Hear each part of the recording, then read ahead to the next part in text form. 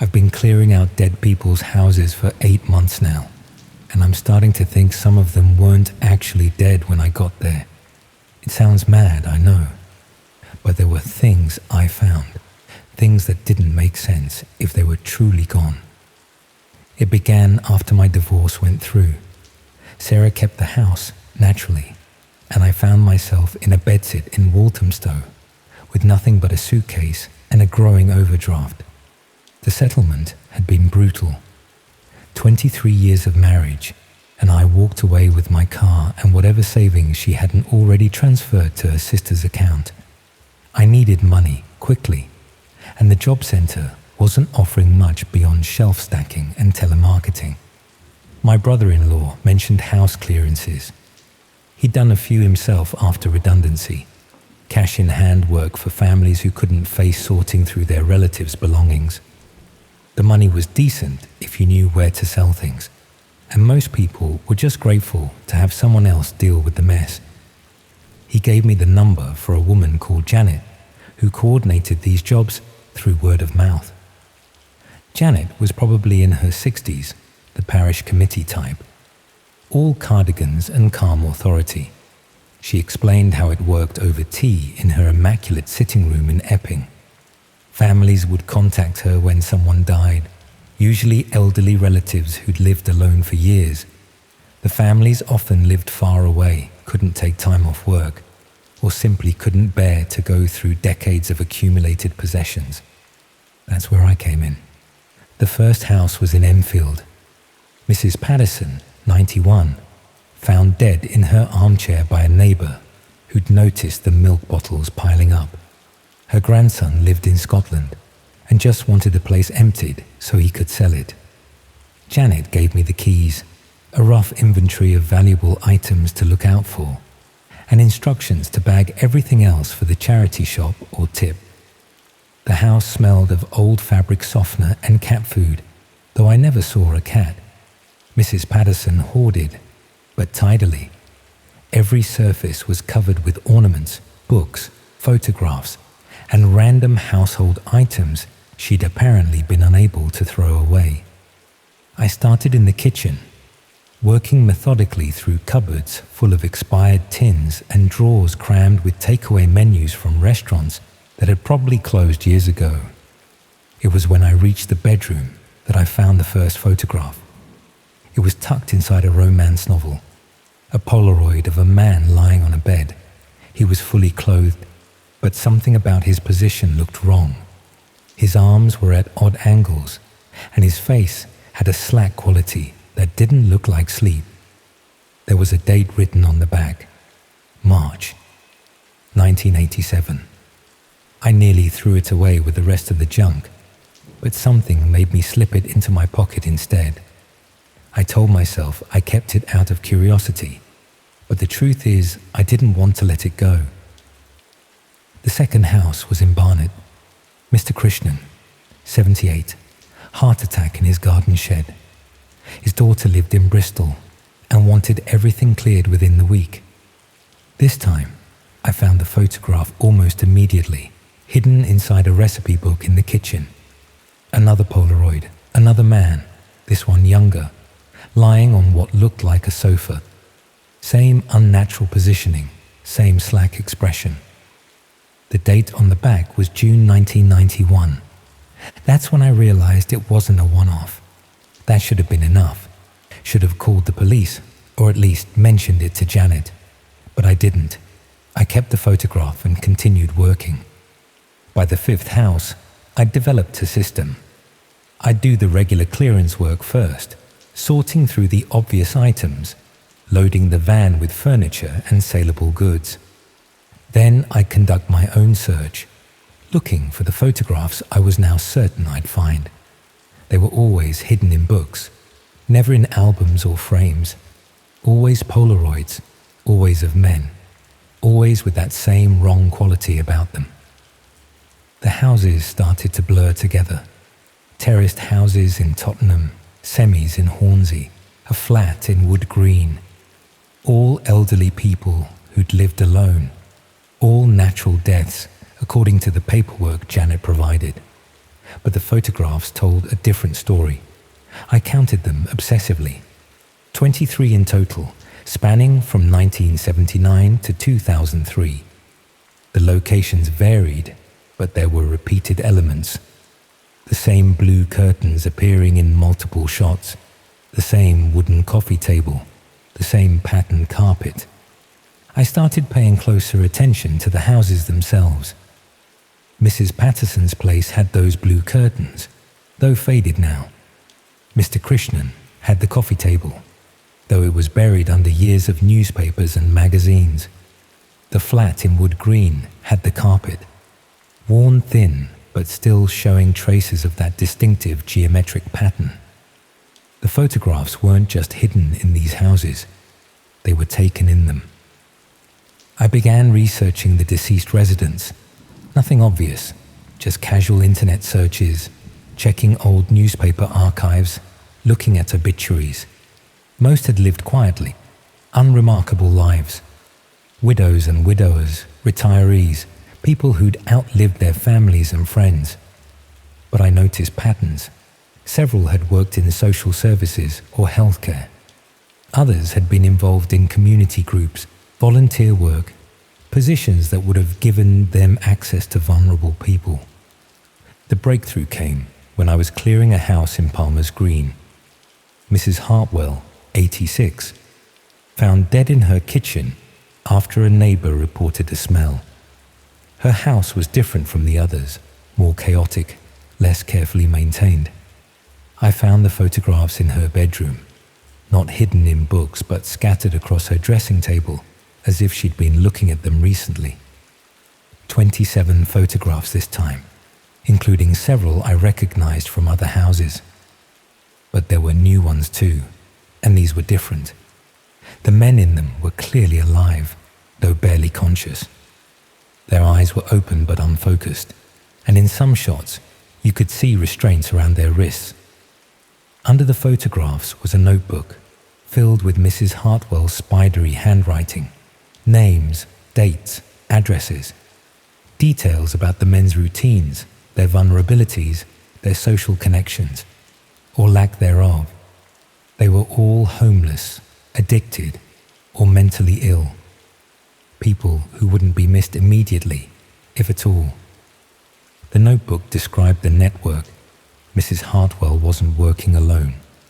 The other houses I'd cleared weren't just coincidentally connected. They were part of something organized, methodical. A group of elderly people who'd been selecting, stalking, and killing vulnerable men for decades. Not just victims, targets. I spent 3 days in that house, reading through the notebook, matching names to photographs, trying to understand the scope of what I'd discovered. The notebook contained addresses for 12 houses, all in North London. I'd already cleared 9 of them. The remaining 3 addresses were still occupied.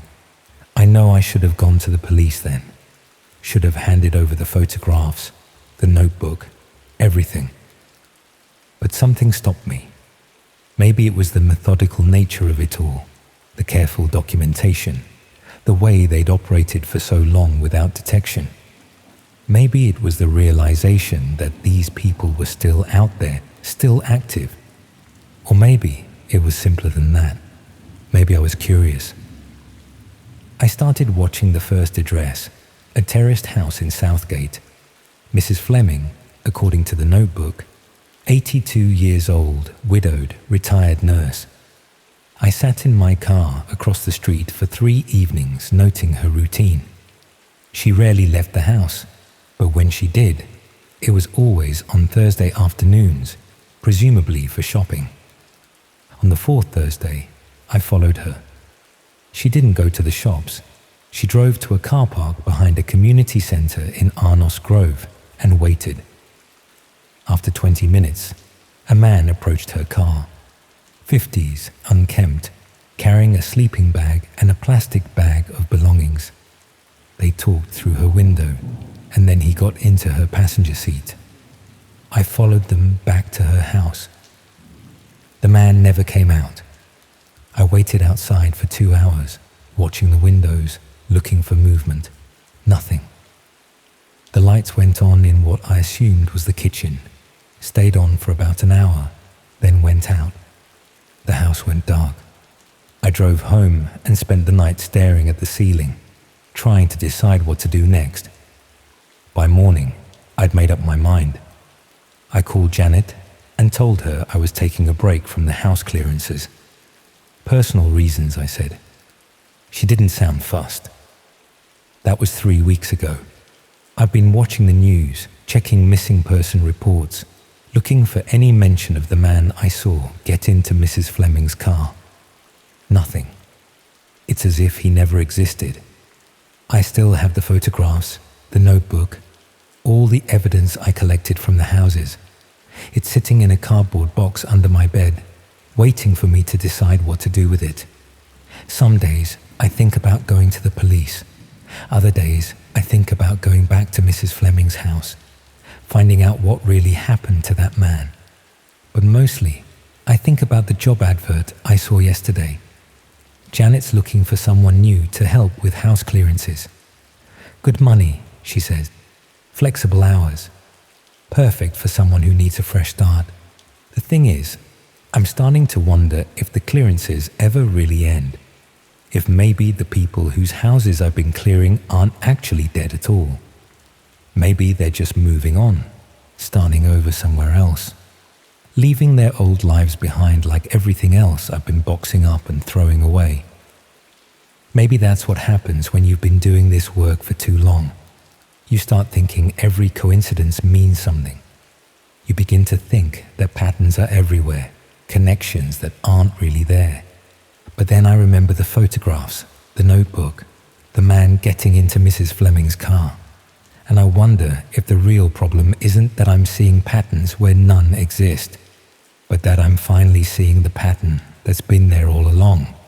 I've been cleaning up after them for 8 months now, disposing of the evidence, erasing the traces they left behind.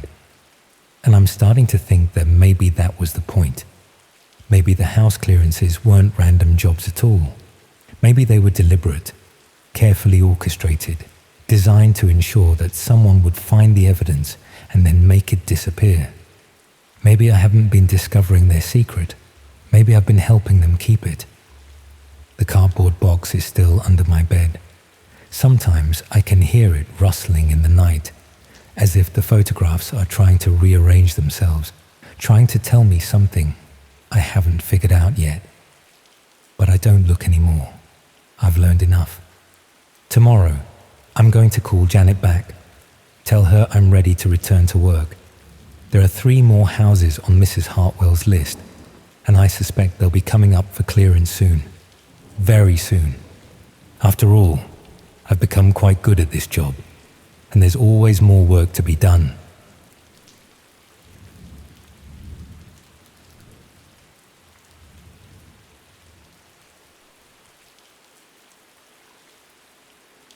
I started getting the wrong post about 3 weeks after I moved into the flat. Nothing dramatic at first, just the odd catalogue addressed to someone called Margaret Thornley, which I'd leave in a neat pile by the door for the postman to collect. The estate agent had mentioned the previous tenant was elderly, died in hospital, no family to speak of. Standard stuff for a rental property in Walthamstow. The flat itself was decent enough for what I could afford after the divorce. Ground floor, small garden, close to the station. Sarah had kept the house, obviously, and my salary from the insurance office barely covered a bedsit in most parts of London. But this place had potential, and I needed potential more than I needed anything else right then. Margaret's post kept coming though. After the first week, I rang the letting agency to update the forwarding address, assuming there'd been some administrative oversight. The girl on the phone, couldn't have been more than 20, assured me she'd sort it out. She didn't sound particularly bothered. I got the impression these things happened all the time. But it didn't stop. If anything, it got worse. Credit card statements, pension correspondence, even personal letters with handwritten addresses. I stared at those personal ones for days before I finally opened the first one. Told myself I was just checking if it was urgent, if someone needed to know what had happened to Margaret. But that was bollocks, really. I was curious, and I knew opening someone else's mail was wrong. I did it anyway, standing in my kitchen with my heart beating faster than it should have been. Most were from someone called Patricia, Margaret's sister apparently, living in Bournemouth. The letters were chatty, filled with updates about grandchildren and holiday plans, complaints about the weather and the cost of everything. Normal family correspondence, except Patricia clearly didn't know Margaret was dead. She kept asking why Margaret hadn't called, wondering if she'd received the birthday card, suggesting they meet up for Christmas. In one letter, she mentioned she was thinking of taking the train up to London for a surprise visit, if Margaret didn't ring back soon. I should have contacted her, should have found a way to break the news gently. Instead, I kept reading the letters, filing them away in a shoebox under my bed. There was something compelling about Patricia's voice, the way she assumed Margaret was still there, still listening. It felt like eavesdropping on a conversation that would never have a proper ending.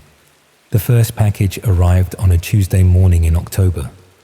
I was running late for work, grabbed my coat and keys, and nearly tripped over the box sitting on my doormat.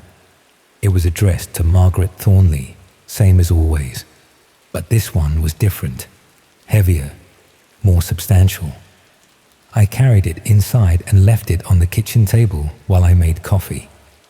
The return address was from a company called Whitmore and Associates, somewhere in Surrey. The logo looked professional, serif font, tasteful burgundy letterhead. I turned the package over in my hands, feeling the weight of it. There was something solid inside, wrapped in bubble wrap by the feel of it. I opened it over my morning coffee. Inside was a small wooden box about the size of a paperback book, with brass hinges and a tiny lock. The wood was dark, well crafted, with a smooth finish that suggested it wasn't cheap. Tucked underneath was a business card from Whitmore and Associates, with a handwritten note on the back. As requested, please confirm receipt. The box was locked, obviously, but the mechanism looked delicate. I could probably force it open with a screwdriver if I wanted to. Instead, I put it back in the packaging and left it on the table. Margaret was dead. Whatever she'd ordered, she wouldn't be needing it now.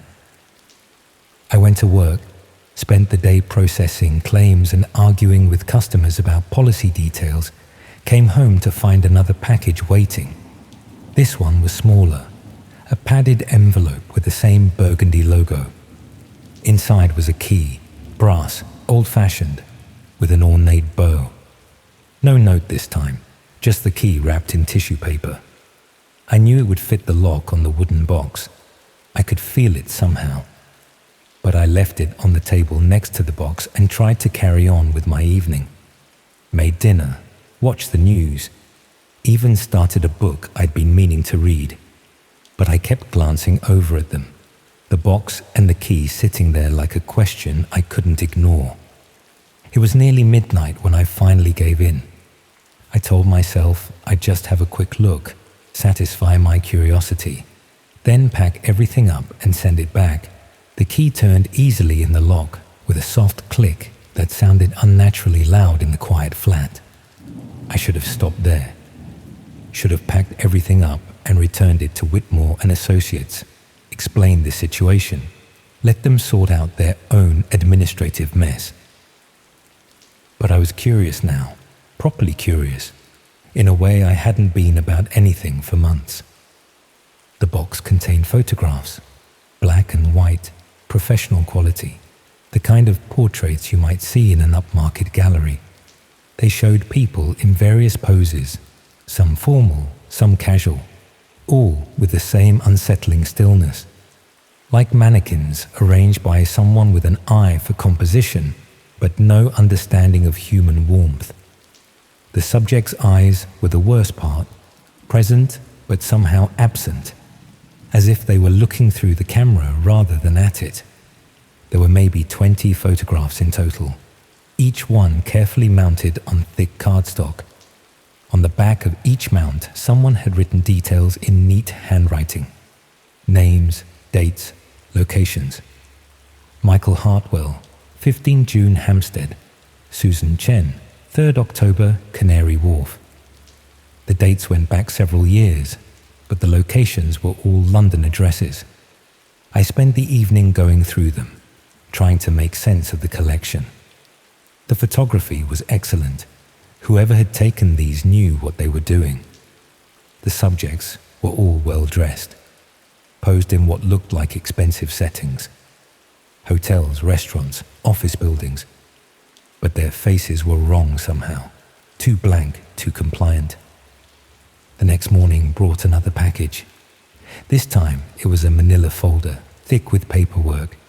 The covering letter was from Whitmore and Associates again, apologizing for the delay and confirming that Margaret's commission was proceeding as agreed. They'd identified 3 potential candidates and would be in touch with location details shortly. The paperwork was bizarre. There were what looked like surveillance reports, detailed breakdowns of people's daily routines, maps of residential areas with certain buildings marked in red. At the bottom of the pile was a typewritten list of names and addresses, all in London, all with small photographs attached. The photos looked like they'd been taken from a distance, without the subject's knowledge. I recognized one of the faces. It was a woman I'd seen on the tube, someone who caught the same train as me most mornings. She lived somewhere near Leighton, judging by where she got off. The report attached to her photo was 3 pages long, detailing her work schedule, her shopping habits, her weekend routine. Someone had been watching her for weeks. I called in sick to work that day, couldn't concentrate, couldn't stop thinking about the implications of what I'd found. Margaret had been paying someone to watch people, to photograph them, to document their lives in minute detail. But why? And what was the commission the letter had mentioned? I should have called the police then, should have taken everything straight to the local station and let them sort it out. But what would I have said? That I'd been opening a dead woman's mail, that I'd unlocked a box that wasn't mine, that I'd stumbled across what looked like surveillance files.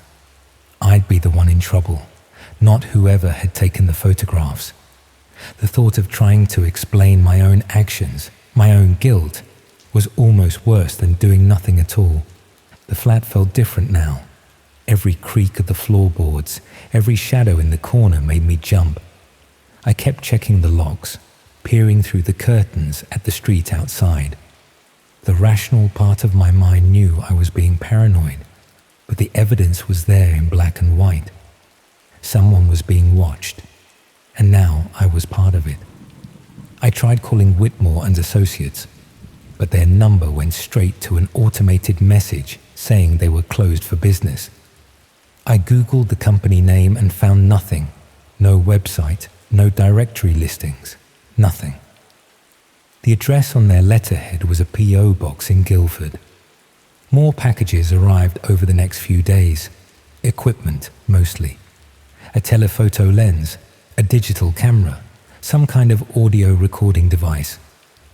Each delivery came with brief instructions, always handwritten, always assuming I was Margaret.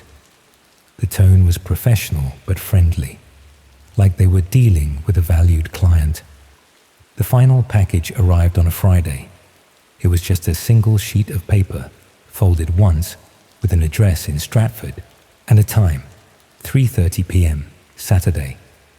At the bottom, in the same neat handwriting, final payment due on completion. Thank you for your business. I knew I should ignore it, should pack everything up and move somewhere else, leave no forwarding address, pretend none of this had ever happened. But I couldn't stop thinking about the woman from the tube, wondering if she knew she was being watched. wondering what was going to happen to her at 3:30 p.m. on Saturday. I went to Stratford that afternoon, told myself I was just being careful, just checking whether this was real or some elaborate hoax. The address led to a residential street, Victorian terraces converted into flats. I positioned myself at the corner where I could see the building but wouldn't be too obvious. At 3:25 p.m., a van pulled up outside. Plain white, no markings, two men in dark clothing. They sat there for a few minutes, checking something on a mobile phone, then got out and walked calmly to the front door. One of them had a small black bag, the kind doctors use for house calls. I should have called the police then. Should have done something, anything, to stop what was clearly about to happen. Instead, I stood there and watched as they let themselves into the building with what looked like a key. They were inside for maybe 10 minutes. When they came out, they were carrying something wrapped in a blanket. It was roughly person-sized, but it could have been anything. Furniture, carpet, equipment. The way they handled it though, the care they took, suggested it was fragile, or heavy, or both. They loaded it into the van and drove away. I never saw their faces clearly, never got the registration number. By the time I thought to move to follow them, they'd already turned the corner and disappeared into the afternoon traffic. I walked home in a daze, my mind refusing to process what I'd witnessed. The rational explanations, someone moving house, a medical emergency, a perfectly innocent explanation for everything, felt hollow and unconvincing. I knew what I'd seen, even if I couldn't bring myself to acknowledge it. The packages stopped coming after that. No more letters from Whitmore and Associates, no more equipment, no more photographs. Even Patricia's letters to Margaret dried up. Perhaps she'd finally realized her sister wasn't responding, wasn't ever going to respond again. I kept the evidence though. The photographs, the surveillance reports, the equipment. I told myself I was keeping it safe in case the police ever came asking questions. But really, I think I kept it because it was proof. Proof that something had happened, that I hadn't imagined the whole thing. 3 weeks later, I got a cheque in the post. £5,000 made out to Margaret Thornley from an account I'd never heard of. The memo line just said, "Services rendered." I stared at it for a long time, trying to decide what to do. The rational thing would have been to destroy it, or return it to sender, or take it to the police as evidence. But I'd been living on beans on toast for weeks, and my rent was going up, and £5,000 would solve a lot of problems. I told myself Margaret was dead, that the money would just sit in some unclaimed account otherwise. But the real reason was simpler than that. I wanted it. I wanted to benefit from whatever Margaret had been part of, even if I couldn't bring myself to acknowledge what that was. I deposited it on a Tuesday morning, standing in the queue at the bank, with my hands shaking slightly. The cashier barely glanced at it, just another routine transaction. I felt like I was crossing a line I hadn't even known existed. I used it for the deposit on a new flat, somewhere further out, somewhere cheaper, somewhere I could pretend none of this had ever happened. But I kept the box, the photographs, the reports. I tell myself, I'm going to do something with them eventually. Contact the authorities. Try to make sense of what Margaret was involved in. The truth is, I don't think I want to know. Some things are better left buried, better left unexplored. And sometimes, late at night, when I'm lying in bed in my new flat, I wonder if Margaret really was just an old woman who died in hospital. I wonder if she's still out there somewhere, still receiving packages, still watching people through telephoto lenses. I wonder if she's watching me.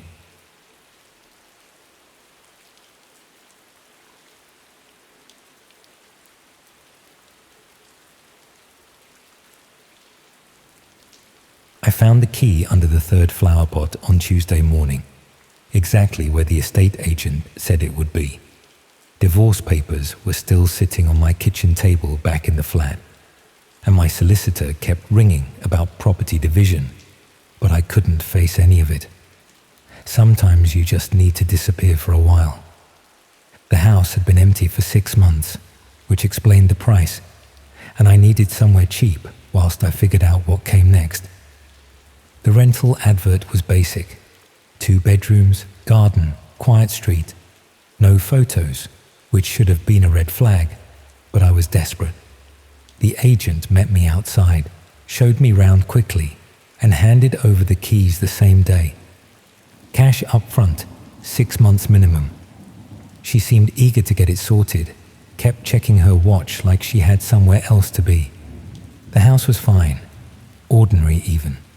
Magnolia walls, beige carpets, the kind of furniture that comes with furnished rentals. Serviceable, but soulless. The previous tenants had left it clean mostly.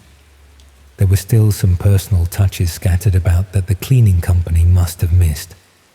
A mug in the kitchen cupboard with "World's Best Dad" printed on it. A single earring on the bathroom windowsill. A paperback novel wedged between the sofa cushions.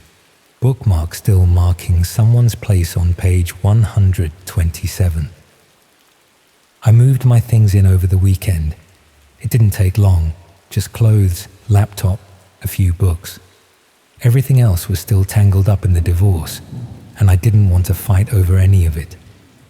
The silence in the house was different from my old flat, heavier somehow. But silence was what I needed. The neighbors were the usual mix you'd expect in a street like this. Young families, pensioners, a few single professionals like myself. The woman next door introduced herself as Carol when I was bringing in my last box. She was probably in her 60s, had that look of someone who'd lived in the same house for decades. She asked if I was planning to stay long, and when I said 6 months, maybe more, she nodded, like that made sense. The previous tenants were lovely, she said, unprompted. Shame they had to leave so suddenly. I asked what happened, making conversation more than anything, but she just shrugged and said sometimes people's circumstances change. She mentioned they'd been there almost 2 years, seemed settled. Then one day the removal van came, and they were gone. No forwarding address, no goodbye. The house sat empty after that. It was Carol who told me about the viewing times. She brought it up a few days later when I was getting my mail. Said she'd noticed people coming and going at strange hours, early morning, late evening, sometimes weekends.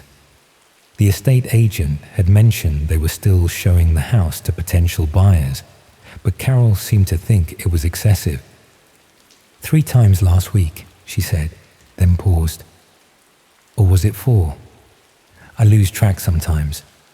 I only notice because they always park in the same spot, right across from my kitchen window.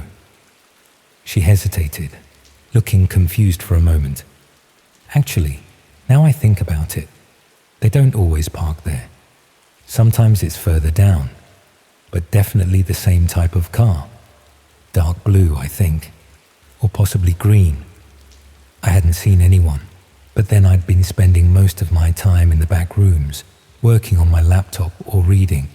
The front bedroom, where I'd set up my desk, faced the street, but I kept the curtains drawn during the day, too bright otherwise. Or maybe I just didn't want to look out. I wasn't sleeping well, and everything felt a bit off-kilter. The first time I actually saw them was on a Thursday. I was making tea in the kitchen when I heard a car door slam. Through the window, I watched a man in a dark suit approach the house opposite. He had keys, slipped inside without hesitation. I assumed he was the estate agent, though he didn't match the description of the man Carol had mentioned seeing. This one was younger, thinner, moved with quiet confidence, rather than the brisk efficiency you'd expect from someone just doing property viewings. He was inside for maybe 20 minutes. When he came out, he didn't get straight into his car. Instead, he stood on the pavement for a moment, looking up and down the street. His gaze lingered on my house. Or maybe it was Carol's. It was hard to tell from my angle. Then he drove away. I mentioned it to Carol the next time I saw her. She said she'd noticed him too, but thought he might be a surveyor or something. The house had been on the market for months apparently, and she'd seen all sorts of people coming and going. Valuers, contractors, potential buyers. But this felt different, she said, more regular. It's like they're not really looking at the house, she said. More like they're looking at everything around it. When I asked her about the estate agent she'd mentioned before, she looked blank for a moment. Which agent was that? Then she brightened. Oh yes, the man with the clipboard. Lovely fellow. Though thinking about it, I'm not sure he was an agent at all. Might have been from the council. Or maybe that was someone else entirely. I started paying attention after that. Not obsessively, just casually noting when cars pulled up outside. Carol was right. There was a pattern. Always different vehicles, but the same type of people. Professional looking, usually alone, never staying long. They'd go inside, spend some time moving through the rooms, then emerge and drive away. But they never seemed to bring the usual estate agent paraphernalia. No clipboards, no for sale signs, no obvious measuring equipment. The viewing schedule became part of my routine. Tuesday mornings, Thursday afternoons, sometimes Saturday evenings. I found myself timing my activities around them without really meaning to. Making tea when I heard the car doors, checking emails when I saw them approach the front door. It was something to break up the monotony of my days. During one of my sleepless nights, a thought crept in that made me feel slightly sick. What if my ex-husband had arranged this somehow? He'd always been vindictive when things didn't go his way, and he certainly had the connections through his work. Property development, planning permissions. He knew people in estate agencies, but the idea seemed paranoid, even for him. Still, once the thought was there, I couldn't quite shake it. I should mention that I wasn't sleeping well. The divorce, the uncertainty about work, the general upheaval of moving. It all added up. I'd lie awake at night, listening to the house settling around me. Old houses make sounds, everyone knows that. Floorboards creaking, pipes expanding, the occasional thump from upstairs when the water pressure changed. But some nights, the sound seemed more deliberate. Footsteps in the hallway, doors opening and closing, the soft whisper of someone moving carefully through rooms. Though maybe that was just my mind playing tricks. I've been having trouble concentrating during the day, losing track of conversations, forgetting where I'd put things. The stress was getting to me more than I wanted to admit. The logical explanation was that I was hearing things from next door, or from the house opposite during one of their viewings. Sound carries strangely in these old terraced houses, but the timing never seemed right. I'd hear the footsteps at 2 a.m. or 4 a.m., hours when no one should be conducting property viewings. One night, I got up to investigate. The hallway was empty, of course. All the doors were exactly as I'd left them. But standing there in the dark, I had the strangest feeling that someone had been there moments before. The air felt disturbed, if that makes sense, like the wake of a boat on still water. I started leaving little markers around the house after that. Nothing obvious, just small things that would tell me if someone had been inside. A hair across the bathroom door. A book positioned just so on the kitchen counter. The angle of a chair in the living room. It was probably paranoia, but it made me feel better. The markers were always exactly where I'd left them. It was Carol who suggested I call the estate agent. She'd been keeping a log, she said, of all the viewings she'd witnessed. More than 30 in the past month, which seemed excessive for a house that wasn't generating any offers. When I called, the woman who answered seemed confused. She said they'd only conducted 5 viewings in the past 6 weeks, all of them scheduled and accompanied by their staff. "Are you sure you're seeing viewings?" she asked. "Because we've had very little interest in that property. It's been quite disappointing, actually." I described the cars, the people, the regular schedule. She went quiet for a moment, then said she'd look into it. She never called back. The next Tuesday, I made a point of being in the front room when the usual time arrived. Sure enough, a silver hatchback pulled up just after 9 a.m.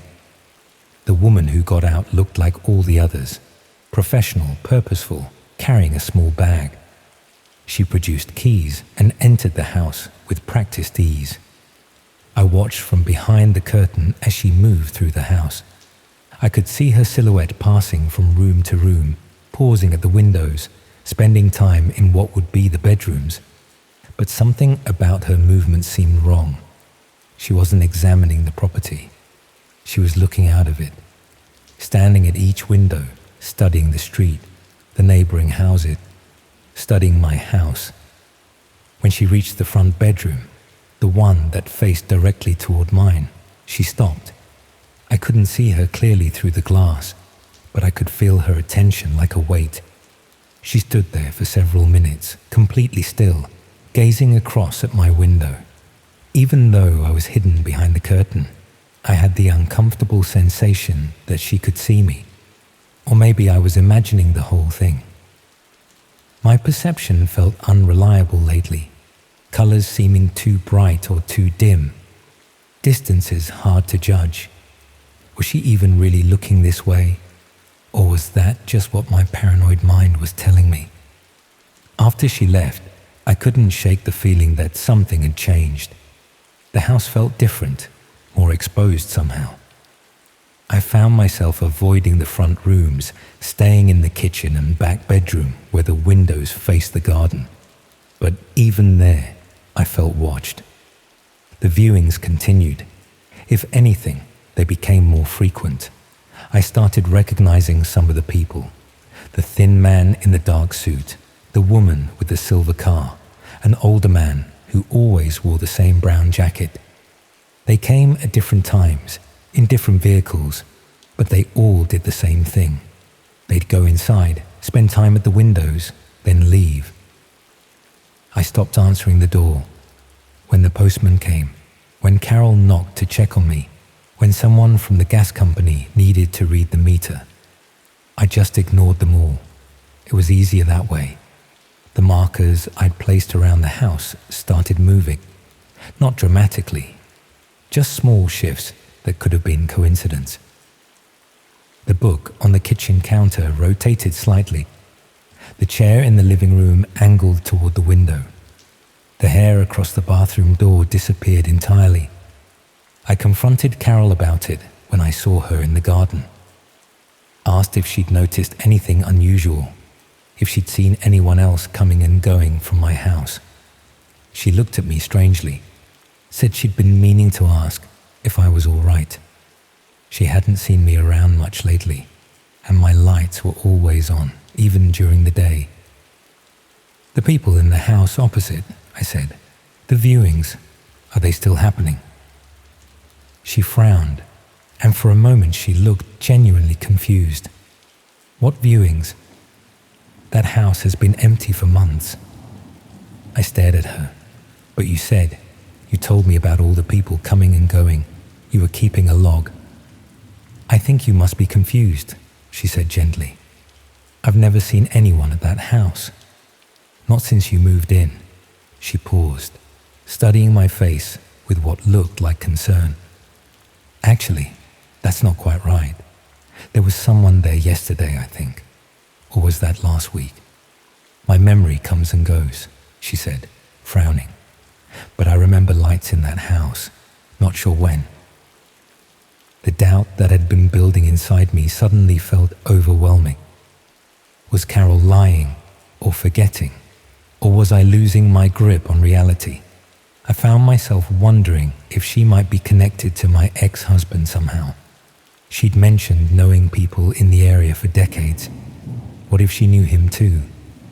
The paranoia felt absurd, even as I thought it, but I couldn't shake the suspicion. I went inside and rang the estate agent again. This time, a different woman answered. When I asked about the viewings, she said the property had been withdrawn from the market weeks ago. No viewings scheduled, no one authorized to show the house. If I was seeing people going in and out, I should ring the police. But I didn't ring the police, because when I really thought about it, when I tried to remember the specific details of what I'd seen, everything became vague and uncertain. Had I actually seen people entering the house, or just walking past it? Had I really watched them moving from room to room, or was that just what I'd assumed they were doing? The doubt crept in like cold water, filling all the spaces where certainty used to be. I started spending more time in the back of the house, away from the street. The garden was overgrown, but peaceful. I set up my laptop on the kitchen table and tried to focus on work, on the practical things that needed doing. The divorce papers were still waiting, along with job applications and council tax forms and all the mundane administration of a life in transition. But concentration was difficult. The house felt different now, not empty, but expectant, like it was waiting for something to happen. I'd catch myself listening for sounds that never came, watching shadows that never moved. The silence was no longer comforting. It was while I was working in the kitchen that I found the camera. It was tiny, no bigger than a button, tucked behind the microwave where the cable ran down to the socket. If I hadn't been looking for somewhere to plug in my phone charger, I would never have noticed it. My hands shook as I worked it free. It looked like a camera, the kind of lens you'd expect tucked just out of sight. Though there was no light or sign, it was active. It might have been old or broken, or maybe it was still working in a way I couldn't detect. I searched the rest of the house systematically. I found 2 more suspicious devices, one embedded in the base of a lamp, another tucked inside the ceiling rose in the bedroom. They all looked similar, all aimed toward the center of each room. Whether they still worked, I had no idea. The previous tenants, the ones who'd left so suddenly with no forwarding address, had they known? Had they found the cameras and fled? Or had they been complicit, willingly performing their daily lives for whoever was watching? I thought about all the nights I'd heard footsteps, all the times I'd felt observed, the moving markers, the sense of presence in empty rooms. How long had they been watching me? How long had I been entertainment for people I'd never met? I packed my things that night, threw everything into boxes and bags, loading them into my car by the light of the street lamps. I left the devices where they were, let them film empty rooms, if that's what they did. Carol's curtains twitched as I carried out the last box, but she didn't come outside. Maybe she was part of it too. Maybe everyone was. I drove until I found a service station, bought coffee, and sat in the car park trying to think clearly. The devices proved something was wrong, but they also raised more questions than they answered. Who had installed them? Who might have been watching? And why me? But then another thought crept in, and I felt cold despite the heater. What if I hadn't stumbled onto this by accident? What if the cheap rent, the eager estate agent, the house that was perfect for someone in my exact situation? What if it had all been arranged? What if I hadn't been running from my old life but being guided toward this one? The rental agreement was in my name, but I'd never spoken to the actual landlord. Everything had gone through the estate agent who'd been so eager to get the house occupied. 6 months minimum, cash up front. Had they been looking for someone like me, isolated, vulnerable, recently divorced, unlikely to ask too many questions. I tried ringing the estate agent from the service station, but the number just rang out. When I finally got through to their office the next day, they claimed no knowledge of the rental arrangement. Said they only handled sales, not lettings. The woman I dealt with didn't exist in their records. The house is still there, of course. I drive past it sometimes when I'm in the area. There's always a different car parked outside. Always someone new living behind those windows. The for sale sign is long gone, replaced by a discreet to let board from an agency I've never heard of. I wonder about the people who live there now, whether they've found the devices, whether they know they might be being watched, whether they lie awake at night, listening to footsteps that might be their own imagination, or might be something else entirely. The divorce papers are still in a box somewhere, along with the job applications and council tax forms. I should probably deal with them eventually, but for now, I'm staying in different places. Hostels, short-term rentals, friends' spare rooms. It's complicated, but it feels safer. I've started to wonder if I was never meant to escape that house. If everything that happened there, the isolation, the paranoia, the gradual breakdown of my ability to trust my own perceptions, was being evaluated, measured, recorded for some purpose I'll never understand. Maybe I wasn't running from them. Maybe they were running me. And maybe, wherever I am now, the process is just continuing in a different form.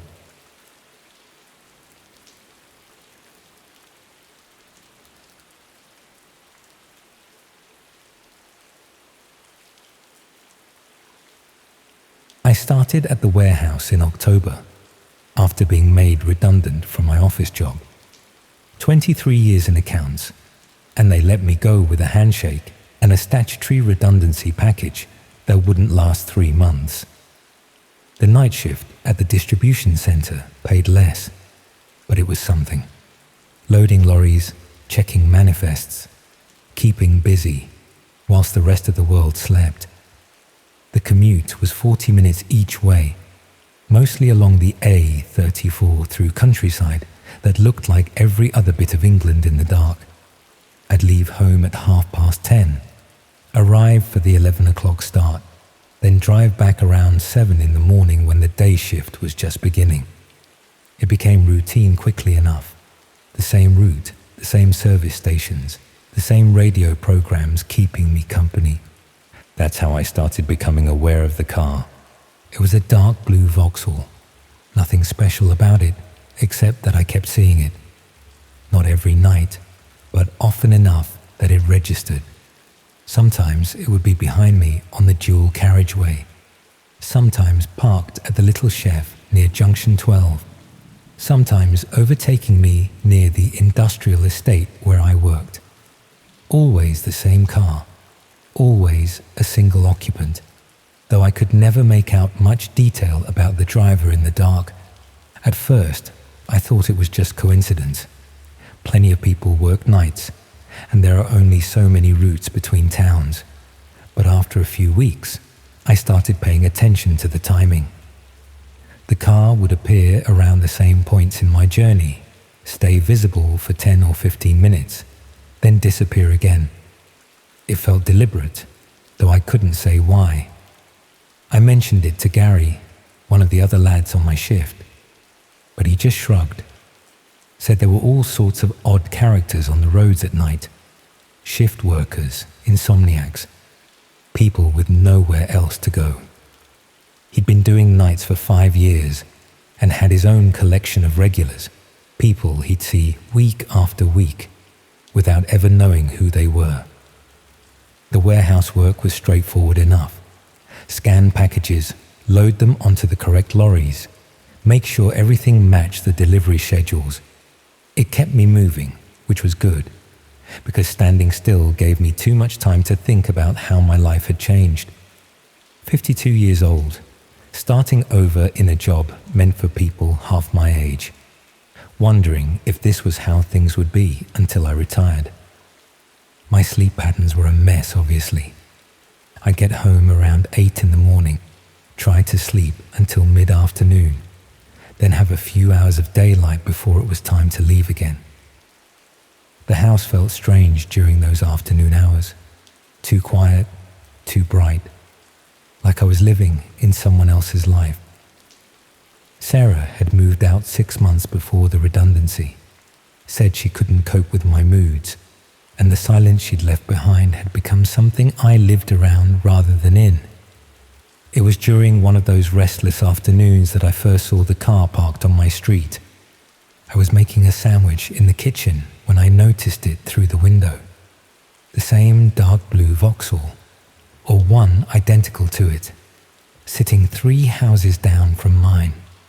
The driver was still inside, though I couldn't see them clearly from my angle. It could have been anyone. Someone visiting, someone lost, someone making a phone call. But something about it felt wrong. I watched for maybe 20 minutes, and the car didn't move. No one got out, no one approached any of the houses. It just sat there, engine presumably running, though I couldn't hear it from inside. Then, whilst I was washing up my plate, it was gone. No sound of doors slamming or engine starting, just an empty space where it had been. That night, I found myself checking my mirrors more often during the drive to work. The Vauxhall appeared as usual, falling in behind me somewhere near the retail park, staying back far enough that I couldn't make out the registration plate. But this time, I was looking for it, and I noticed things I'd missed before. The way it matched my speed exactly, never getting closer or falling further behind. The way it indicated when I did, even when there was no reason to change lanes. The way it seemed to anticipate my movements. I tried varying my route after that, taking the B roads instead of the dual carriageway, leaving 10 minutes earlier or later, stopping for petrol at different times. But the car still appeared, sometimes in different positions, but always present. It was like it knew where I was going before I did. The sleep deprivation wasn't helping my state of mind. I'd lie in bed during the day, listening to the sounds of normal life happening outside.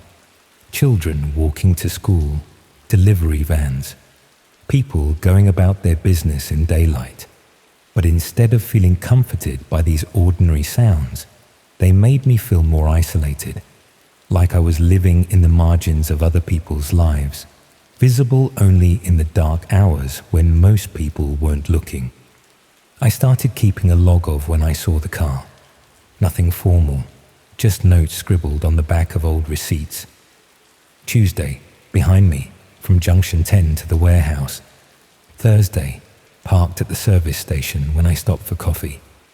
Saturday, following about 50 meters back for most of the journey home. The pattern wasn't obvious, but it was consistent enough to convince me that this wasn't coincidence. The really unsettling thing was that I began to feel watched even when I couldn't see the car. Driving through empty stretches of countryside, I'd find myself checking the mirrors constantly, expecting to see headlights appear. When I didn't see them, I felt almost disappointed, like something was missing from my routine. It was on a Wednesday night, around 2 in the morning, that I first suspected they'd been to my house. I'd come home from work as usual, parked in the drive, and was fumbling with my keys at the front door when I noticed footprints in the flower bed beneath my kitchen window. Fresh prints in the soft soil, still clearly defined despite the light drizzle that had been falling all evening. Someone wearing trainers, size 9 or 10, had stood there recently enough that the rain hadn't washed away the impression. I walked around the house, checking all the windows and doors. Everything was locked, nothing seemed disturbed, but the back door felt different when I tested it. The handle turned more easily than usual, and I had the uncomfortable sensation that it had been opened recently, despite being locked when I left for work. Inside, the house felt wrong in ways I couldn't pin down. Not messy or obviously searched, just subtly altered. Like someone had been there and tried very carefully to leave everything exactly as they'd found it, but hadn't quite succeeded. At work, I started asking around about security. The warehouse had cameras covering the loading bays and the staff car park, but Gary told me they were mainly for insurance purposes. The footage got overwritten every few weeks unless there was an incident. Still, I made a point of checking whether the blue Vauxhall ever appeared in the car park. It didn't, at least not that I could see. But there were other things, small discrepancies that I might not have noticed if I hadn't been paying attention. My usual parking space would sometimes be blocked by cones that weren't there when I arrived, forcing me to park in a different spot. The staff entrance door, which was supposed to lock automatically, would occasionally be propped open when I left at the end of shift. Items would be moved slightly in my locker, not taken, just repositioned in ways that made me doubt whether I'd left them that way. I mentioned some of this to my supervisor, Mr. Peterson, but he looked at me like I was losing it, said the cones were probably from the cleaning contractors, and that the door had a faulty mechanism. As for my locker, well, maybe I was just tired and not remembering things clearly. Night shift could do that to people, he said. Make them see patterns where there weren't any. The first time I saw the driver clearly was purely by accident. I was coming out of the supermarket around 4 in the afternoon, carrying groceries to my car, when I noticed the blue Vauxhall in the car park. It was tucked between a white van and a 4x4, positioned so that the driver had a clear view of the shop entrance. This time, the angle was right, and the afternoon sun was reflecting off the other cars just enough to illuminate the interior. The driver was a woman, probably in her 40s, with short dark hair and glasses. She was holding what looked like a mobile phone, but she wasn't talking into it. Instead, she seemed to be taking photos or videos. The device pointed in my direction. When she noticed me looking, she quickly lowered the phone and started the engine. I stood there watching as she reversed out of the space and drove away, making a note of the partial registration I could see, something beginning with HJ64. But more than that, I tried to fix her face in my memory.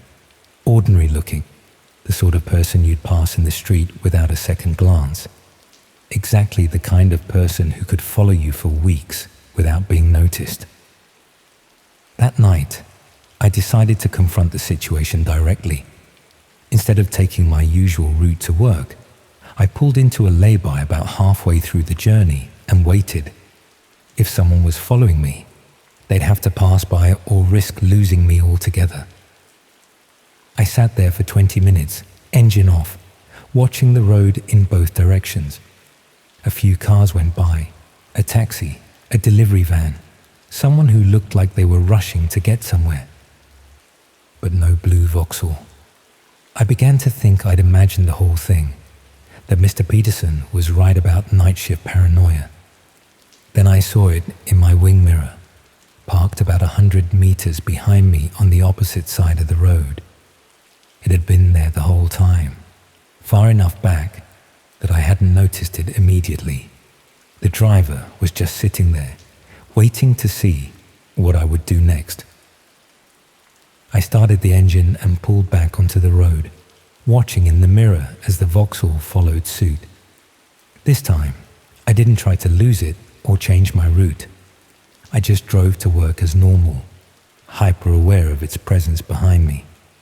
When I reached the warehouse, the car continued past the entrance and disappeared into the industrial estate. The shift that night was particularly difficult.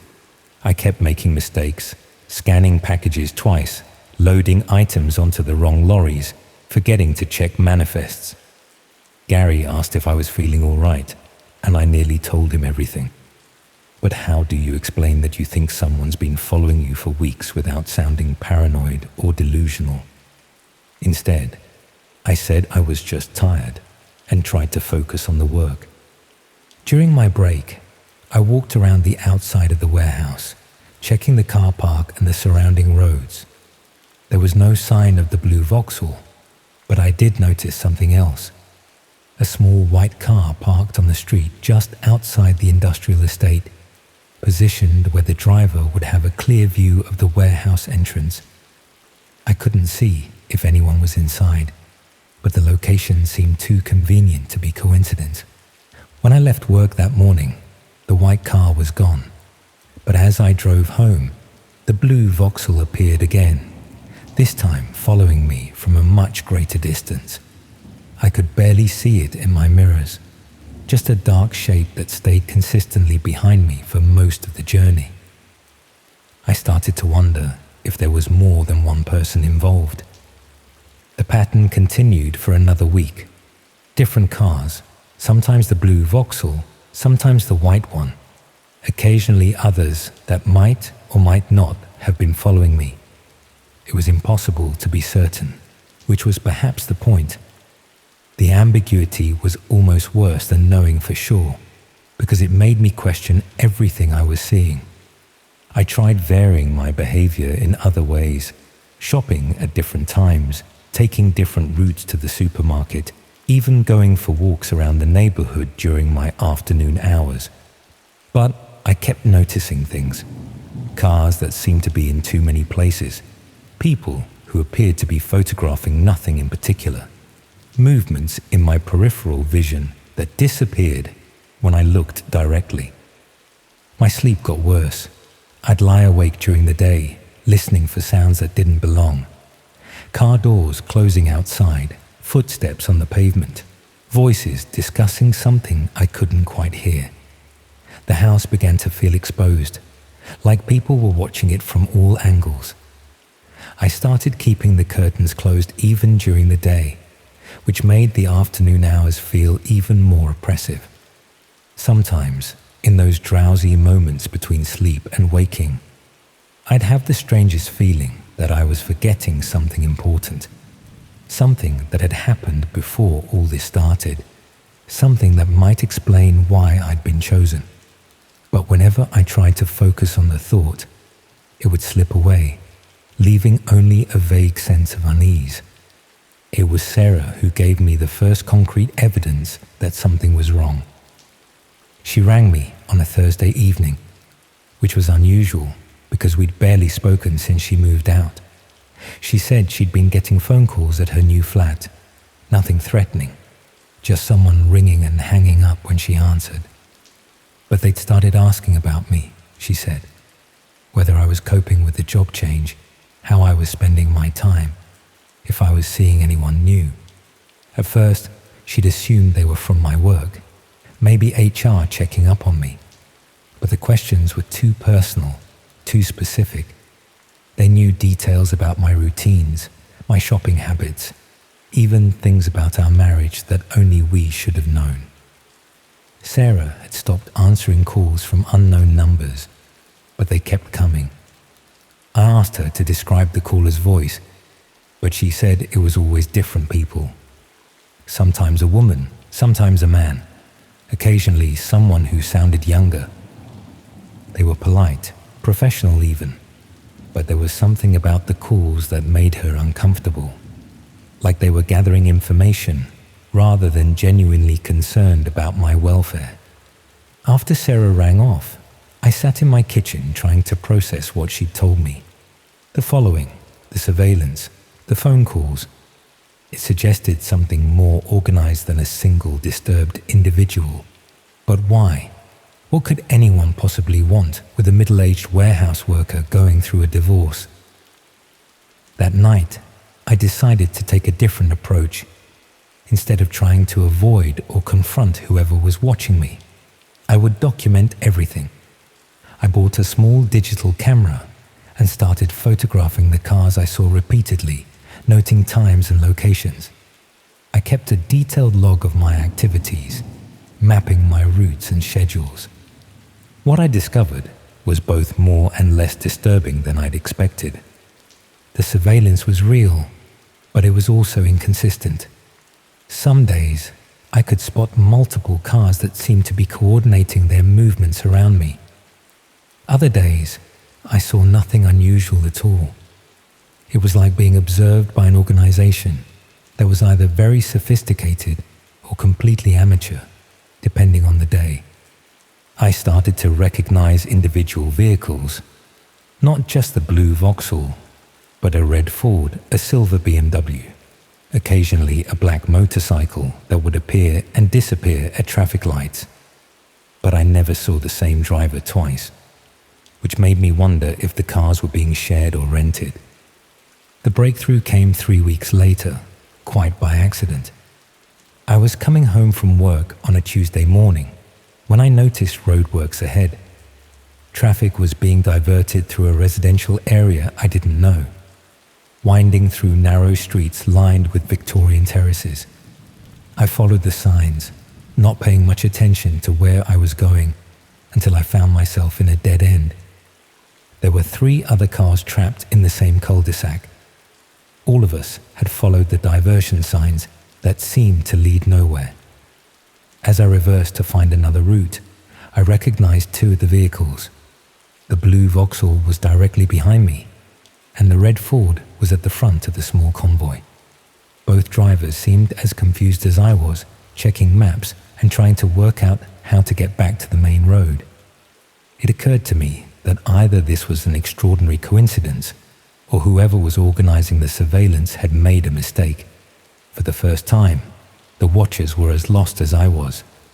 I managed to find my way out of the residential maze and back to familiar roads, but the experience stayed with me. If people were following me as part of some coordinated effort, then someone was directing them. Someone who could make mistakes, who might be fallible in other ways. I started paying attention to different things after that. Not just the vehicles, but the infrastructure around them.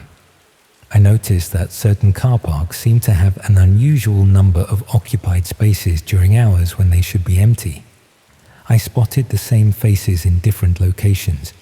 People sitting in coffee shops, waiting at bus stops, browsing in shops where they never seemed to buy anything. The most unsettling discovery was that they were getting better at being invisible. As the weeks passed, I saw fewer obvious signs of surveillance, but I felt watched more intensely than ever. It was like they'd learned from their mistakes and developed more sophisticated methods. I would catch glimpses of movement that disappeared when I looked directly, hear conversations that stopped when I approached, notice people who seemed to know exactly when to look away.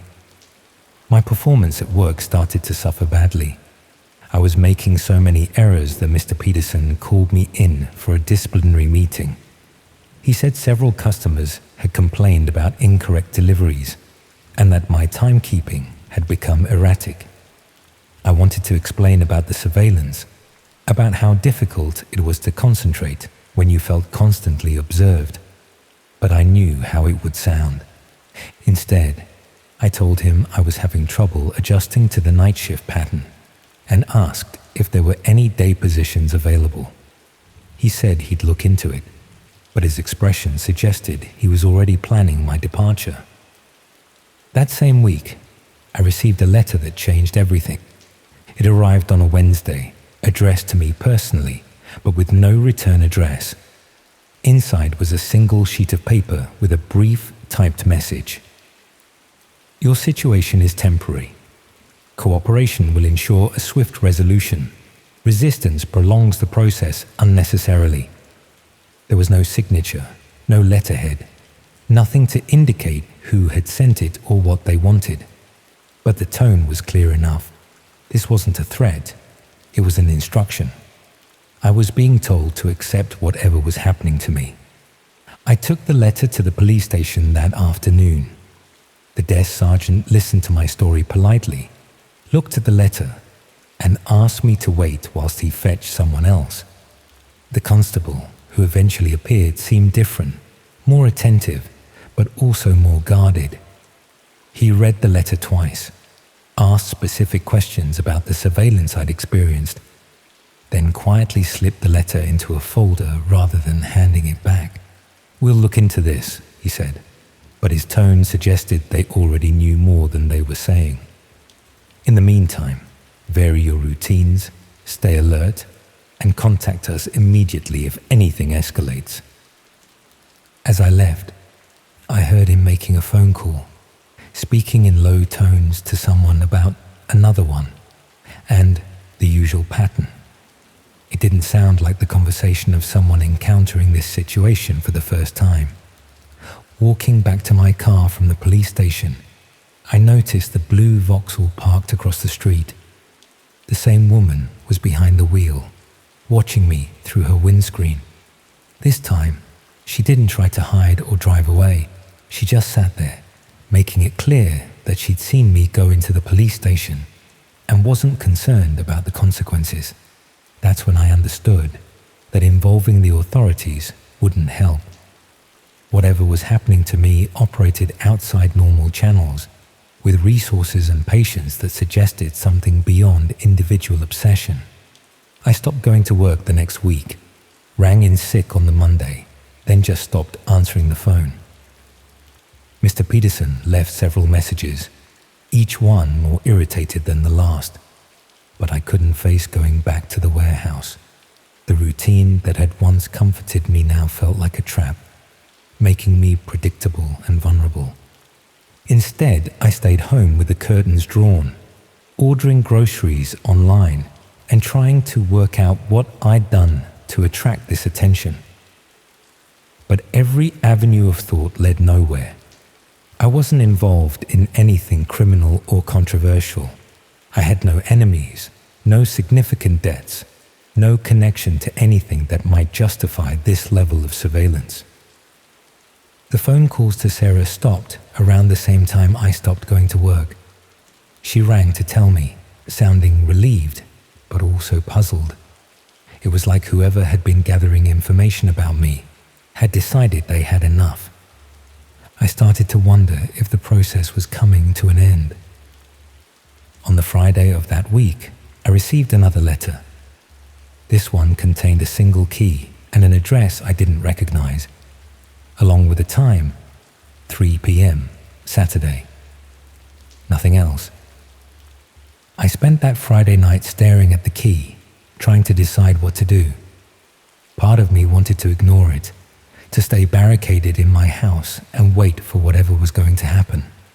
But another part of me was desperately curious about what lay behind weeks of surveillance and manipulation. Saturday afternoon, I drove to the address. It was a small office building in an industrial estate on the other side of town, the kind of anonymous commercial space that could house anything from accountancy firms to storage companies. The key opened a door on the ground floor, leading to a corridor lined with empty offices. At the end of the corridor was a single occupied room. Inside, a man in his 50s was sitting behind a desk, looking at a file that I somehow knew contained information about me. He gestured for me to sit down, which I did, though every instinct told me to run. He didn't introduce himself or explain what organization he represented. Instead, he talked about patterns of behavior, about how certain life changes made people suitable for particular types of work. He mentioned my redundancy, my divorce, my isolated lifestyle, as if these were qualifications for something. "You're dependable," he said, in the same tone someone might use to discuss the weather. "No close family ties, no career prospects worth protecting, no social connections that would generate awkward questions. You've already demonstrated that you can adapt to significant changes in circumstance." He spoke about people like me as if we were a resource to be managed, a renewable supply of individuals whose disappearance wouldn't cause ripples, not special or chosen, just conveniently disposable and psychologically malleable. The conversation lasted maybe 20 minutes, though I couldn't remember most of it afterwards. It felt like a job interview, but for a position that was never clearly defined. At the end, he handed me another key and an address, along with instructions that seemed simple but felt impossibly complex. I left the building in a daze, driving home through streets that looked familiar but somehow changed. The surveillance was gone. I could feel its absence like a weight lifted from my shoulders. But something else had taken its place, a sense of obligation that I couldn't name or explain. The new address led to a house identical to mine, on a street that could have been anywhere in England. But I'm not entirely sure how I got there. One moment I was driving away from the office building. The next I was standing in a hallway that looked exactly like my own, but felt completely foreign.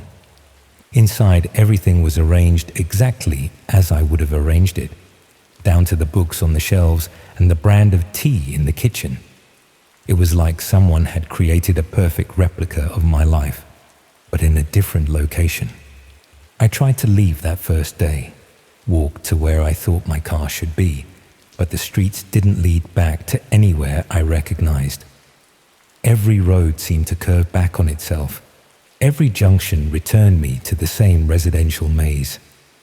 After several hours of walking, I found myself back at the front door, exhausted and confused about how I'd gotten lost in what appeared to be an ordinary suburb. I still live there now, though I'm not sure that's the right word for what I do. My days follow the same pattern they always did, but the context has changed in ways I can't quite articulate. I work different jobs, meet different people, follow routines that feel both familiar and foreign. Sometimes I see people who remind me of the woman in the blue Vauxhall, or the man behind the desk, but I can never be certain. They blend into the background of ordinary life, invisible until you learn to look for them. I think about my old life sometimes, about the warehouse job and the empty house, and the silence Sarah left behind. But those memories feel like they belong to someone else, someone who existed before I understood how these things work. The surveillance hasn't stopped exactly. It's just become part of the fabric of daily life, so seamless that most of the time I forget it's there. I'm both the watcher and the watch now, part of a system that extends far beyond my understanding. And sometimes, late at night when I can't sleep, I wonder if there are others like me. People who were selected, processed, and relocated into lives that look normal from the outside, but serve purposes they'll never comprehend. I wonder if you might be one of them too. Have you started noticing them yet? A car that appears too often in your mirrors, someone asking questions they shouldn't know to ask. The feeling that your daily routines are being quietly observed and catalogued. If so, you should know that resistance only prolongs the process unnecessarily.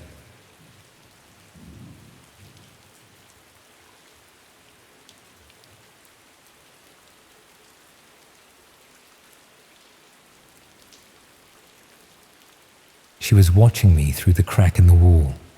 For weeks, I'd felt her eyes following me around my new flat. The woman no one would talk about. The previous tenant who'd vanished without a trace. Now I know why the rent was so cheap in one of London's most expensive neighborhoods. Now I understand the strange stains beneath the fresh paint. And now I realize I might be next.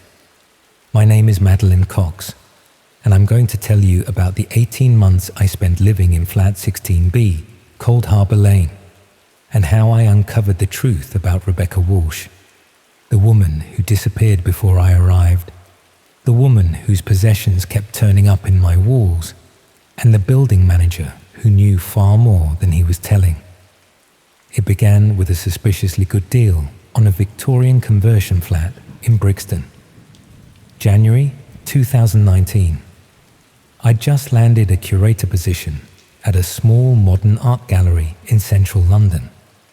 And after 3 months of sofa surfing with increasingly impatient university friends, I was desperate for my own space. The advert appeared in my feed late one night. 1-bedroom flat, recently renovated, Private garden access, £900 per month including utilities. In London, this was unheard of. Similar properties in the area went for twice that. I should have questioned it. I should have walked away. But when you're 27, earning barely enough to live on, and sleeping on an increasingly lumpy sofa in someone else's flat, skepticism takes a back seat to opportunity. I arranged a viewing for the next day. Cold Harbour Lane cuts through Brixton like a scar, lined with Victorian terraces that have seen better days. Number 16 stood at the quieter end, a once grand townhouse now carved into 6 separate flats. The facade retained hints of former elegance, ornate cornicing, sash windows, a tiled path leading to a heavy front door.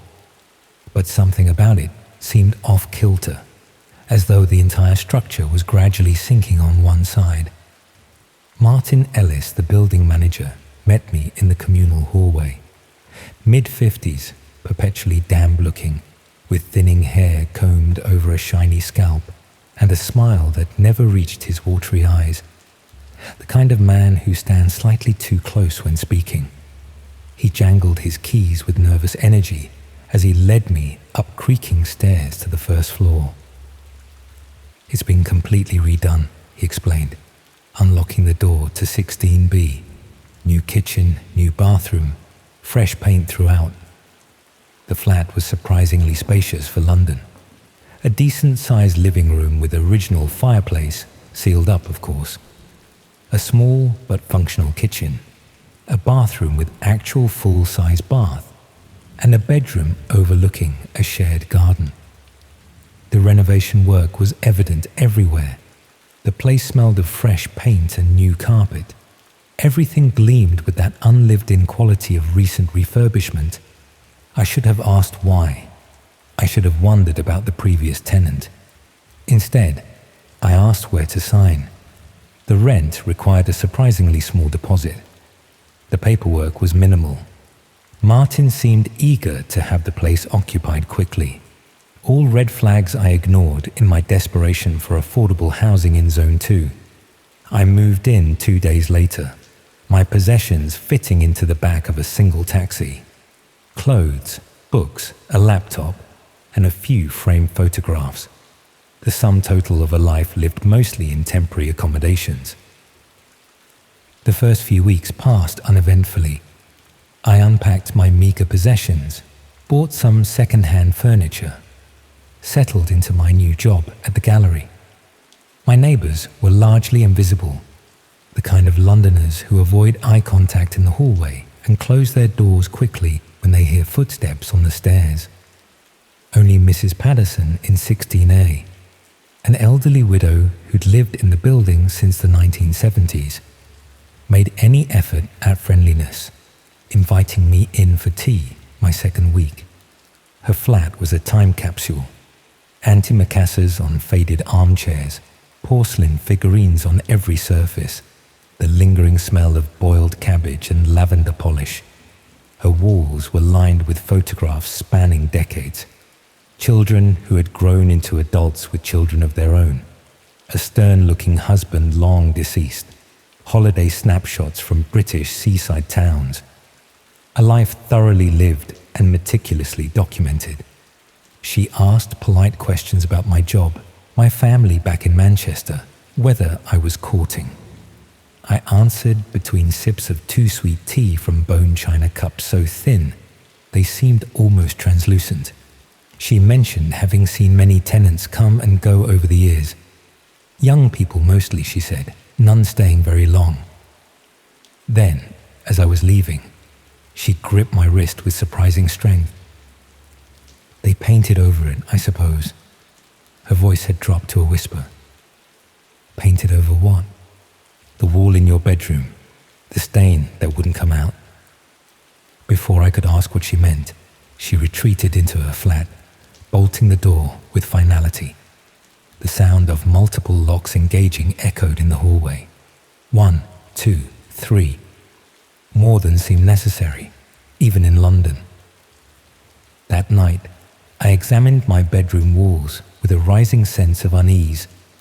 The paint was even, matte white, unremarkable. But as I ran my fingers along the wall that separated my flat from the external fire escape, I noticed a slight difference in texture in one section, approximately 1 meter square, where the plaster felt newer than the surrounding area. I tried to dismiss Mrs. Patterson's comment as the ramblings of a lonely old woman, but that night I dreamed of seeping dark liquid, of paint bubbling and peeling back to reveal something underneath. I woke at 3:17 a.m., the precise time I would wake for the next 18 months, heart racing, convinced someone was in the room with me. By morning, I'd rationalized everything. Old buildings make noises. New paint has a different texture over patched areas. Elderly neighbors say cryptic things. None of it means anything sinister. Then I found the first item. I was hanging a framed print in the living room, tapping a nail into what I thought was a solid wall, when the plaster crumbled unexpectedly, creating a small hole. Frustrated, I fetched a torch to assess the damage, peering into the dark cavity. Something glinted back at me. Using a coat hanger, I managed to hook and extract a delicate silver bracelet, tarnished but clearly expensive. The clasp was broken, as though it had been torn from someone's wrist. I should have gone to the police then. Instead, I convinced myself it must have fallen into the wall cavity during renovation work. I cleaned it up, placed it in my jewelry box, and patched the hole. A week later, while attempting to unblock a persistently slow bathroom drain, I found a clump of long, dark hair wrapped around the trap. My own hair is blonde and short. The hair was at least 30 centimeters long, dark chestnut, and appeared to have been forcibly pulled out. Several strands still had follicles attached. That evening, I finally questioned Martin about the previous tenant. I caught him in the hallway, halfway through changing a light bulb. His reaction to my casual inquiry was immediate, a tightening around the eyes, a twitch in his left cheek. "Student," he said, eyes fixed on the bulb. "Exchange student. Went back to Spain, or maybe it was Italy." He screwed the bulb in with more force than necessary. "Why'd you ask?" I mentioned finding the bracelet. His hand slipped, shattering the bulb. A thin line of blood appeared on his palm. "Must have been left by the builders," he said, wiping his hand on his trousers, leaving a smear of crimson. "Chuck it out." That night, I finally did what I should have done before signing the lease. I searched online for information about 16B Cold Harbor Lane. It took some digging, but eventually I found it. A small article from 13 months earlier in a local community newspaper. Concern growing for missing woman. Rebecca Walsh, 25, had not been seen since December 2017. Her last known address, my flat. The article included a photograph. Rebecca had long dark hair, high cheekbones, and serious eyes that seemed to look directly at me. Around her wrist was a silver bracelet identical to the one I'd found in my wall. I barely slept that night. The next morning, I called in sick to work and began a more thorough investigation. I discovered that Rebecca had been a PhD student, researching historical crime at King's College London. She'd lived alone, kept to herself, but was close to her sister in Bristol. After missing her weekly call with that sister, she was reported missing. Police had investigated but found nothing suspicious. The theory was that she'd left voluntarily, possibly due to academic pressure. The case remained open but inactive. Further research revealed unsettling patterns. Local social media groups mentioned other disappearances from the Brixton area over the years. Nothing that appeared connected. Nothing that had generated major headlines. but a steady trickle of young women who had simply vanished. Most had been explained away as people moving on with their lives, cutting ties, starting fresh elsewhere. Several had last been seen near Cold Harbour Lane. I found her sister, Claire Walsh, on social media and sent a message explaining who I was and what I'd found. She responded within hours, her profile picture showing the same high cheekbones and serious eyes as Rebecca, but with short blonde hair, a disconcerting mirror of our own physical differences. We met the following day at a cafe 3 streets away from Cold Harbour Lane. Claire was visibly exhausted, with the hollow-eyed look of someone who had been grieving for too long without resolution.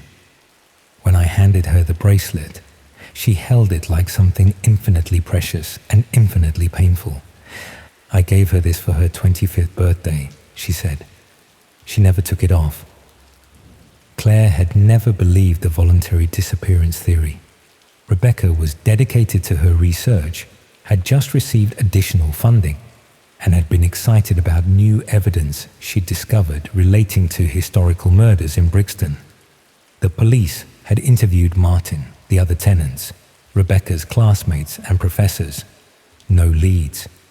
After 6 months, the investigation had effectively stalled.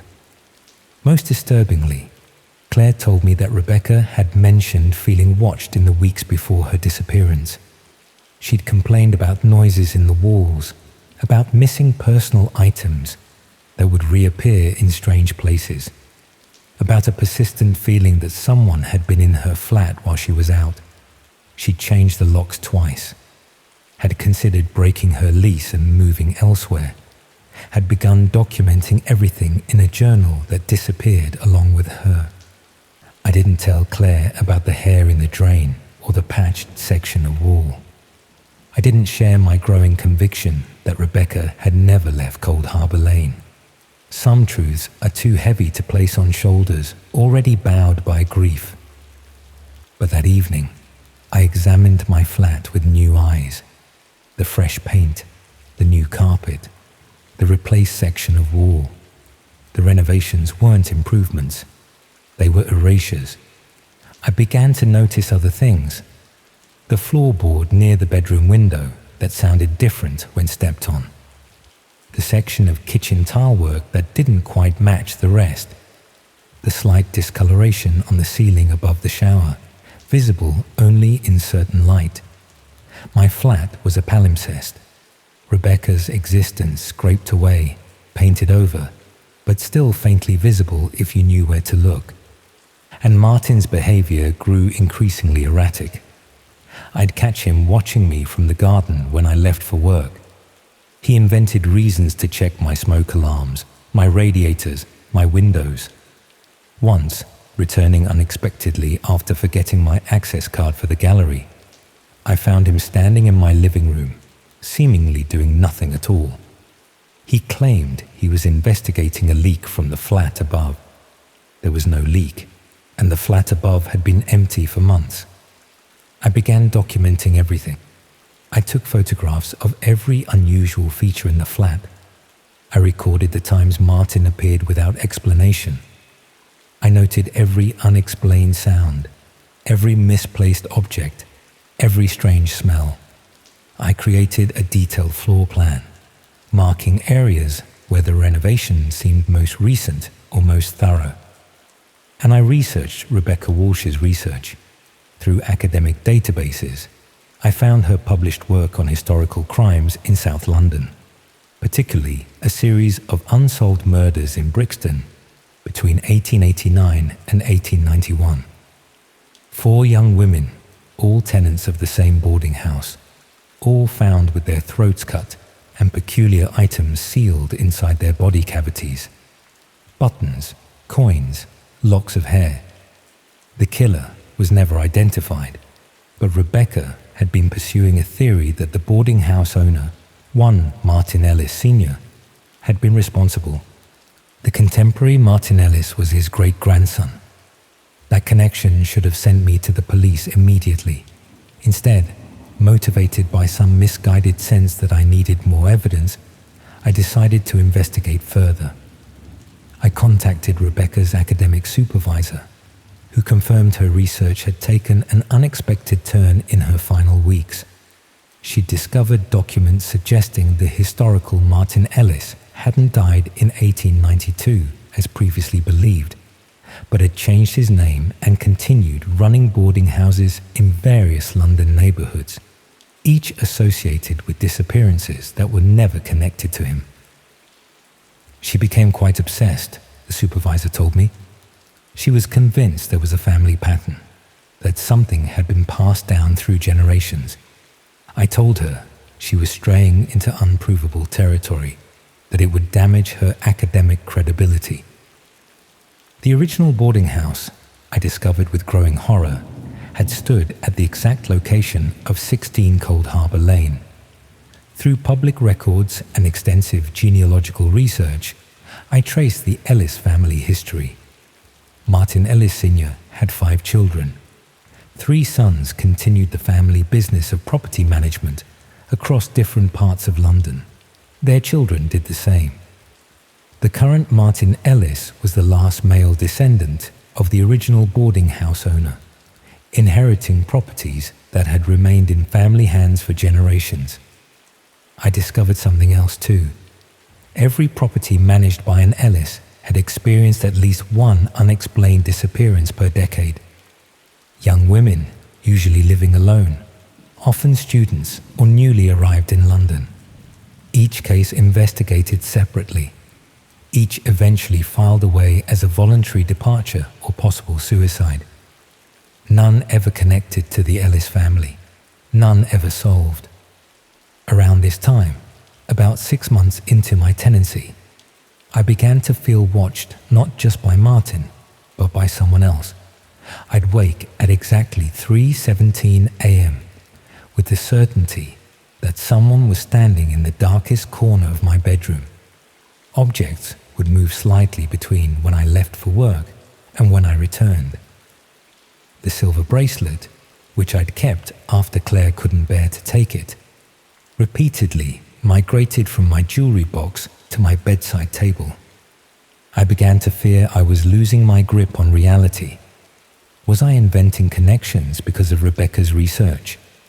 Was I experiencing the same paranoia that might have driven her to leave suddenly? Or was something more sinister at work? The fear became physical. I lost weight, developed insomnia, jumped at every noise, started leaving lights on all night, wedged chairs against my door when sleeping. I was living in a constant state of heightened awareness that left me exhausted but unable to relax. I considered moving out, but my meager salary and London's impossible rental market meant I had nowhere else to go. Besides, a part of me felt responsible to Rebecca, to learn what had happened, to ensure she wasn't simply forgotten, written off as another young woman who couldn't handle the pressures of life. The turning point came 9 months into my tenancy. A thunderstorm had knocked out power to the building. As I fumbled with candles, one rolled under the bed. Reaching for it, my fingers found a loose floorboard. Prying it up revealed a small cavity containing a notebook, Rebecca's research journal. The final entry, dated December 14th, 2017, read, M. Watching constantly. Found keys missing again. Located murder weapon in basement storage area. Photographed and documented. Evidence conclusive of familial pattern. Going to police tomorrow morning. There was no entry for December 15th. Rebecca had disappeared on the night of December 14th. The journal detailed her growing certainty that Martin Ellis was following in his ancestors' footsteps. She'd tracked a pattern of disappearances. Young women who had rented flats or rooms in properties managed by the Ellis family over generations. Never enough from a single property to raise suspicion. Always explained away as people moving on. She'd identified 17 potential victims dating back to 1952. and she'd found something in the basement. The basement of 16 Cold Harbour Lane was officially condemned, deemed structurally unsound after subsidence in the 1990s.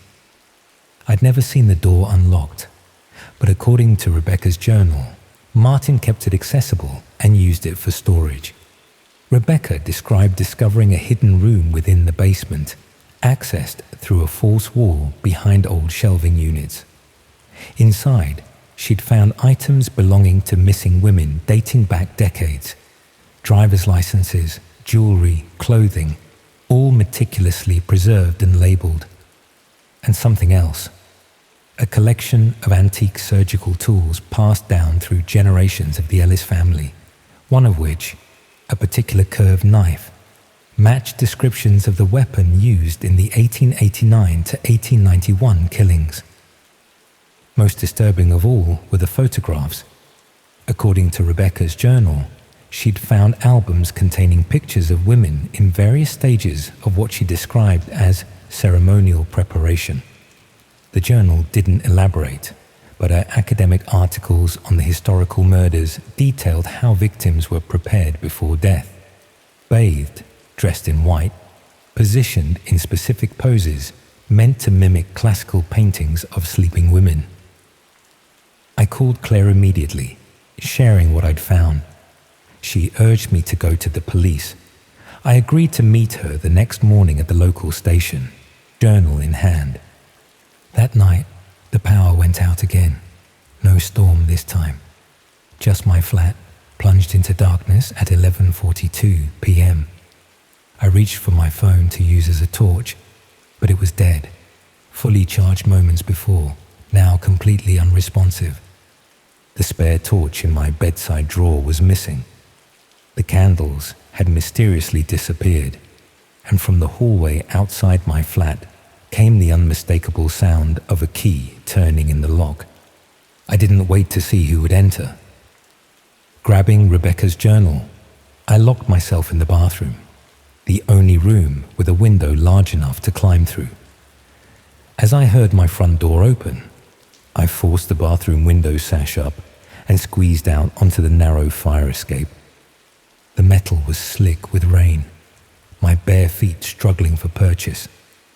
Below, the garden was pitch black. Above, the windows of the upper flats showed no lights, no witnesses. I climbed upward, reasoning that the roof offered more escape options than the garden, where I'd be trapped by high walls. I had reached the top floor when I heard the bathroom window open below. A torch beam swept the fire escape, then settled on my retreating form. Heavy footsteps began to ascend the metal staircase. The roof access door was secured with a padlock, but years of neglect had weakened its housing. One desperate kick splintered the wood around it, allowing me onto the roof. Rain made the slate tiles treacherous. I scrambled across, trying to reach the adjoining building, aware of pursuit growing closer. That's when I saw it. The disturbed section of roof where slates had been recently removed and replaced. The exact spot that would be above the bedroom in my flat. The exact location of the stained wall that had been replastered and painted. In my moment of horrified realization, I slipped. The journal flew from my grasp, skidding across wet slate and disappearing over the edge. I lunged for it, too late. Instead, finding myself face to face with Martin Ellis, silhouetted against the night sky, something long and metallic gleaming in his hand. "She was asking too many questions too," he said, his voice eerily calm. "About family traditions, about keeping things in the family." The curved knife in his hand matched the description in Rebecca's journal. An antique surgical tool with an ivory handle, its blade gleaming despite its age. He advanced slowly, unhurried, as though we had all the time in the world, as though the outcome was predetermined. "We've been here since before this area had a name," he continued, gesturing vaguely at the surrounding streets with his free hand.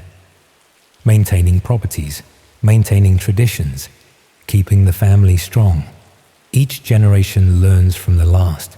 Each generation improves the technique. I braced for the impact of whatever weapon he held. Instead, from the street below came sudden flashing blue lights. Someone had called the police. Later, I would learn it was Mrs. Patterson, watching from her window as she did every night, witnessing my desperate roof escape. Martin hesitated, calculating his options. That moment of indecision saved my life. He turned to flee, lost his footing on the wet slate, and fell, not to the street, but through the weakened section of roof he himself had previously disturbed. The crash echoed through the building, followed by silence. The police found Martin Ellis impaled on a Victorian cast-iron radiator in what had been my bedroom.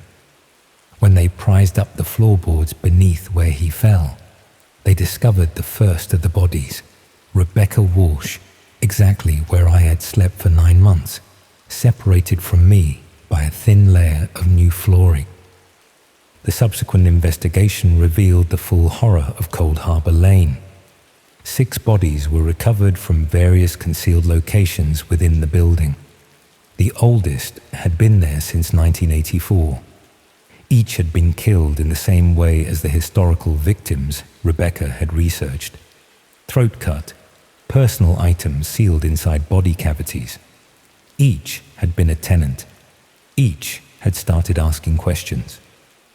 In Martin's private rooms in the basement, accessible through a concealed entrance he had created, police found meticulous records dating back decades. Like his ancestor, he had been documenting his work. Unlike his ancestor, he had kept trophies, jewelry, identification, clothing. A family tradition passed down through generations. The basement chamber was a museum of horror. Victorian surgical tools displayed alongside modern scalpels. Antique furniture arranged to recreate the setting of historical photographs. Journals detailing procedures and improvements to techniques pioneered by ancestors. And most disturbing of all, a family grimoire, a handwritten book passed down through generations of Ellis men, detailing their beliefs about capturing the essence of young women to strengthen the family bloodline. It wasn't merely murder, it was ritual, ceremony, religion. Each killing meticulously planned and executed according to traditions established in the 1880s. Each victim selected for specific qualities, intelligence, curiosity, independence, that the Ellis men believed would strengthen their lineage when absorbed through their ceremonies. Claire Walsh attended each court hearing during Martin's trial. He had survived his fall, though permanently paralyzed below the waist. The judge sentenced him to life imprisonment without possibility of parole. Throughout the proceedings, he maintained the same eerie calm I'd witnessed on the roof, speaking only once, to correct the prosecutor on the exact number of his victims. The official count was 23, not 17.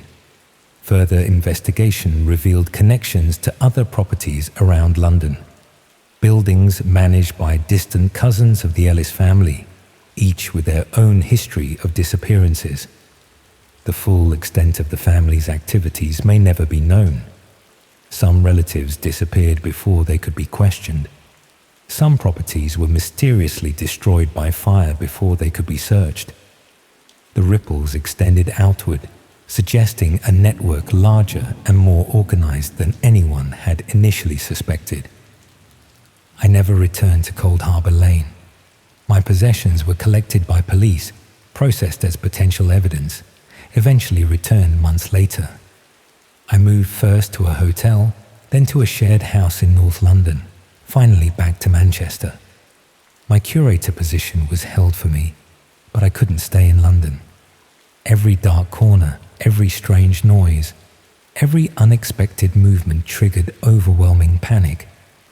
The nightmares persisted, not of Martin Ellis or his knife, but of Rebecca Walsh beneath my bed, of sleeping directly above her decomposing body for months, of her trying to warn me through the thin barrier between us, of her watching me through cracks in the walls, attempting to communicate what she had discovered.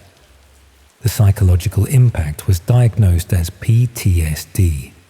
I spent months in therapy, learning to manage the constant hypervigilance, the insomnia, the panic attacks. Slowly, gradually, I began to rebuild something resembling a normal life.